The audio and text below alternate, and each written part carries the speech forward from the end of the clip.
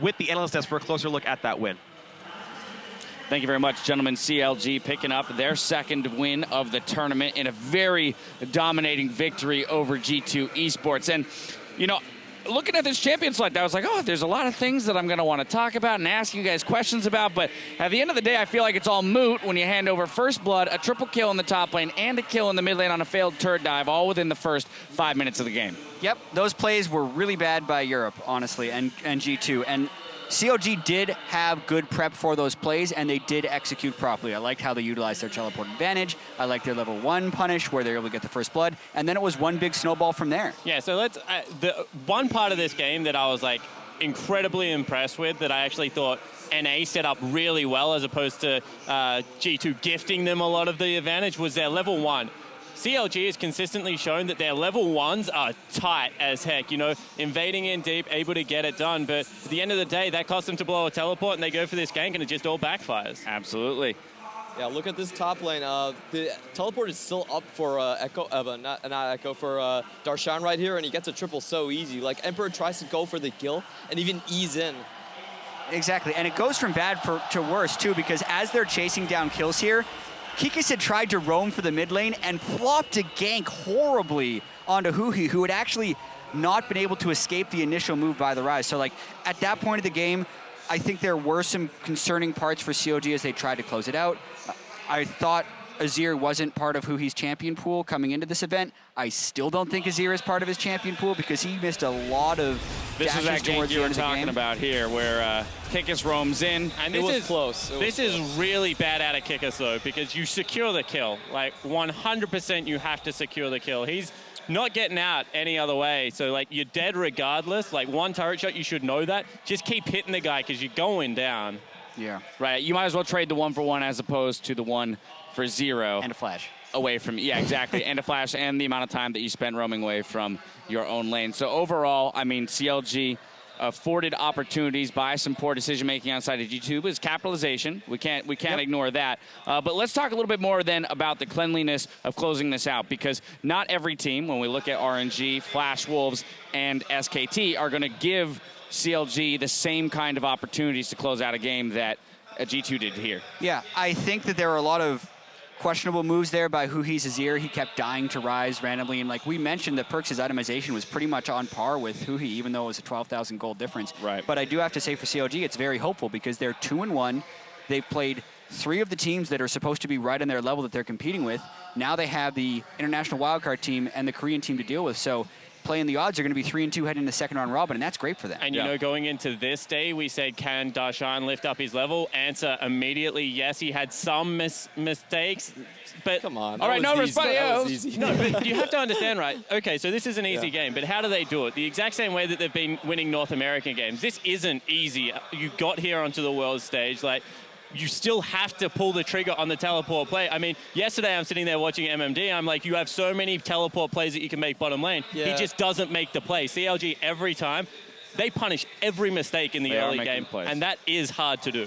Yeah. That being said, there were some mechanical misplays as well. We saw a couple times people failing to, get over the Baron wall and having to blow flashes. Those are the kinds of things that we're going to look for them to clean up moving into the future. That's enough of that game, though. Now for a word with victorious CLG, we're going to send it down to Shox, who's standing by.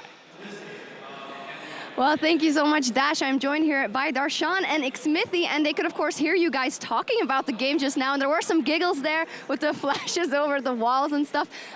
Overall, though, fantastic game for you guys, and we heard Spawn talk about you, Darshan, specifically in that early game. Tell me what happened there, because out of nowhere, seemingly, you guys came up with a triple kill and had a huge advantage to start things off. Yeah, for some reason, all these teams are just trying really hard to gank our bottom lane, and then like every single time I'm just TPing behind them for free kills. But yesterday when I TP'd behind them, I didn't have E up, so I just walked up and kind of died. But this time I had all my abilities, so they all just kind of died. And I think yesterday I was kind of a little more unfocused, but I think as we go into the tournament, myself and the team are going to keep playing better and better as we get more focused and kind of understand our opponents better. Yeah, however, for you specifically, yesterday we had some moments where the ultimate didn't come out and it might have decided a game, and we know that you are someone who always has a lot of confidence coming into these international tournaments. Can you kind of talk to me about the difference between that first game and then the second you ended up winning, and then this game that you absolutely dominate?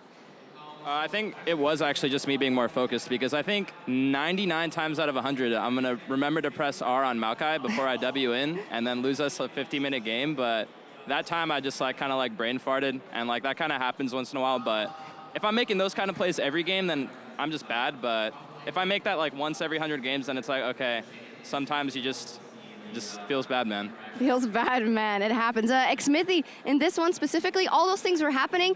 You ended up with only 1 assist. What was going on in your mind? Because you weren't too much part of the beginning of the game. Well, yeah, I was actually in the fight, but I just got a little bit too late. I even tried to flash in, try to get an assist. At the last skill, I even tried to ask my team to give me an assist, guys, because I need like a stack or something, but they just killed him. In this game, like everyone's communication was just more on point. We're more focused, like Darshan said. And in this game, we didn't need to beat them like individually, like mechanically. We just need to work as a team. Yeah, how would you say you feel your team, CLG, has done so far under the circumstances? Because we know IEM wasn't the greatest success. We think back to Worlds Week 2 and last year around. Do you feel like you've made big strides coming here and practicing here? Yeah, definitely. I guess we're winning more now than I am, so that's first. And yeah, I guess just the jitters before, no one had like foreign really experience like our rookies, so it's just like more of a stride for us, like actually a really huge stride for us. Yeah, Darshan, we heard in a video before the game you talking about, hey, we don't even get the support from our NA fans, and I think we deserve that. How much is an NA over EU victory important in that? I think it's pretty big, but honestly, that game, we just got a really huge lead. I think G2 is a lot better than that game was, and I think it should have been a much closer game. I do think we're better than EU right now, but I'm hoping like the next time we play them and in future tournaments, like it's a lot more competitive because I feel like EU as a region is a lot better than they've been showing so far at this tournament.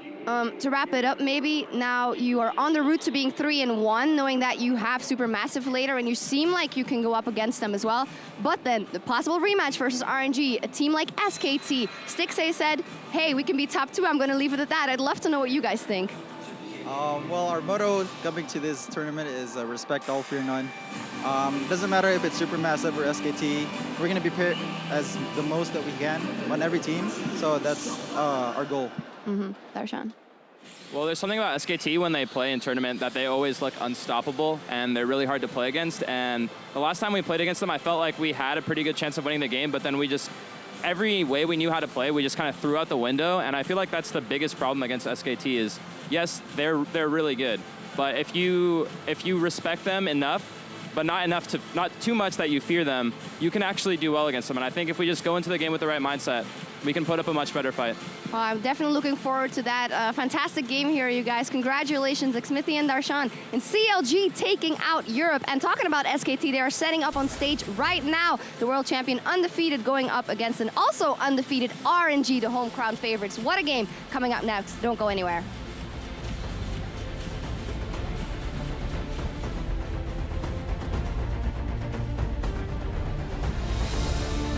As the coaches shake hands to say, yep, we are done with picks and bans. It's now up to the 10 players on the Rift to determine who's going to win this one.